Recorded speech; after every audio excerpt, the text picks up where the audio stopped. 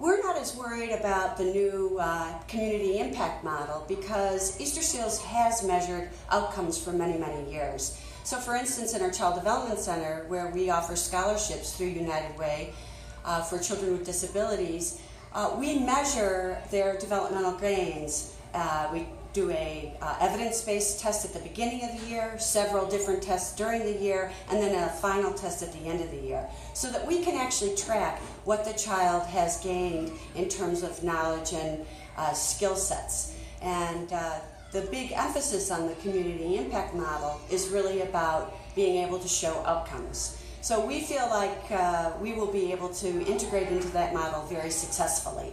Are we nervous about it? Of course, because you never know exactly what funding, how much funding is going to be available for each of the programs.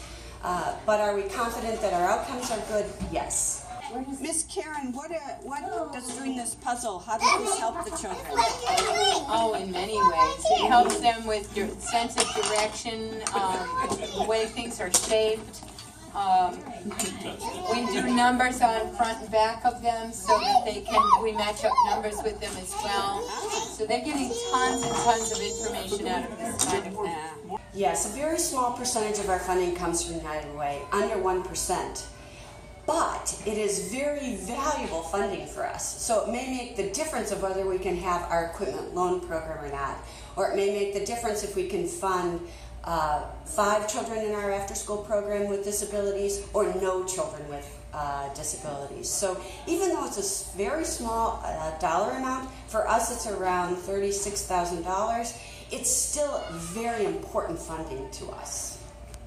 Can meet with a deaf advocate, and then you're seeing Danielle Porter, who is our deaf advocate, and she helps them with any kinds of issues or problems or concerns they may have.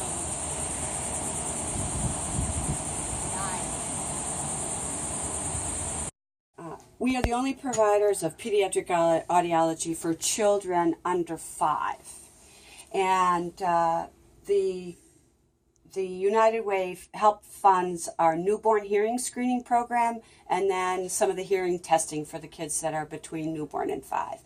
And the goal is to identify any child with a hearing loss as early as possible. So the first tests are done in the hospital. If the newborn doesn't pass the test, then they come to Easter Seals and they get a better workup, a bigger workup by an audiologist, and then some further testing. And then if it's appropriate, they get even referred for additional testing.